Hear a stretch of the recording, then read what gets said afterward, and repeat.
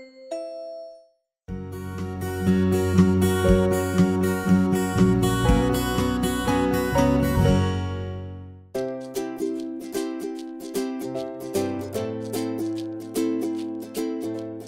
remember one of the highlights of the picnics, or the family get-togethers, was dropping a big watermelon and all of us kids grabbing pieces of it and eating it. When I was 16, my little sister was born, and that was probably one of the happiest moments of my life, that I finally got a little sister. When we prayed together, we always had an I love you circle, so then we just said I love you all around the circle to the person next to us. It was probably when my grandma got really sick with congestive heart failure, and we were spending a lot of time in the hospital with her, and it really hurt my mom, and that in turn hurt me. My husband was diagnosed with cancer, brain cancer, and so he went from practicing medicine to not even being able to speak in just 2 or 3 weeks. He only lived 3.5 months. Those feelings and that comfort and the love, it just was really inexpressible at that time. One time when we was all in a van, my dad was driving, and a car hit us and tipped us over, but we all come out of it okay.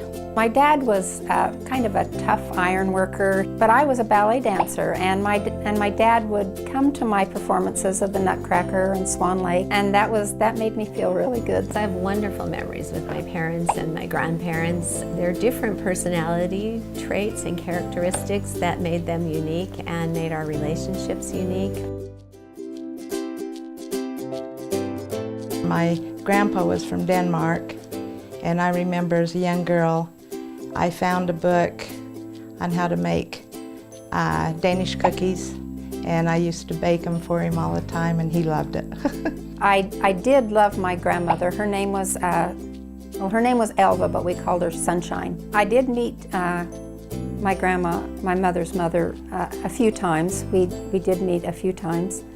Not nearly enough. All of my friends in Lehi always had several sets of grandparents, and so I really felt like I missed out on that. We used to have big family parties with both sides of the family, my mom's and my dad's, huge ones.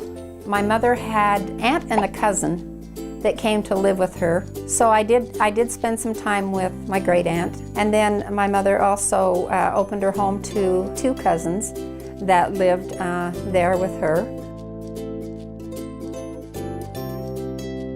Family reunions meant a lot to me growing up. It was a chance to see all of my relatives and be able to remember them. We usually had them about once a year. We try to continue that tradition.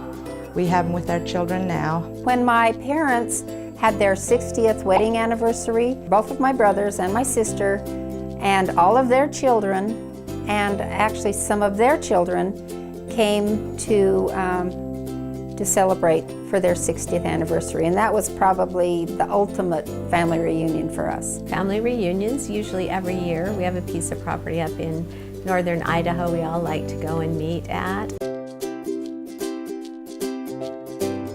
Me and my brother were when we were younger and was playing in the yard, and my brother got a new BB gun. And so I kept begging him to let me try it out. And he'd keep saying no, and then he finally gave in. So he told me to put it on his shoulder and to shoot a target. And so I put it on his shoulder, and the devil entered me, and I pulled it back, and I shot him in the back with the BB. I got punished, but thank heavens he didn't get hurt. My dad dug it out, and he was fine. When my sister was born, I was 16. My older brother was 20, and my other brother was probably 23. And so when my father was sitting at the window, looking at my sister through the window in her bassinet, there were people behind him looking at the name on the bassinet. And My father heard someone mention, or someone just say something like, I wonder if that's Jerry's baby. Well, Jerry was my oldest brother, and so they just assumed it was my oldest brother's baby, but it was actually my father's. And my father at that time was 55, and my mom was 45, so I guess that was an easy mistake to make.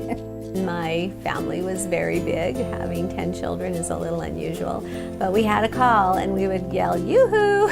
And so if we were in a crowd at Disneyland or anywhere, we would just yell, yoo-hoo, and we could usually find our kids and they could find us. I think the most important is the closeness that we all have for each other and the love. It keeps our family together and makes them special. We always, great feelings between the children and my parents. There is something that just bonds us to those that are in our family, and the whole saying that blood is thicker than anything else is so true, because everybody's family is so unique and special to them.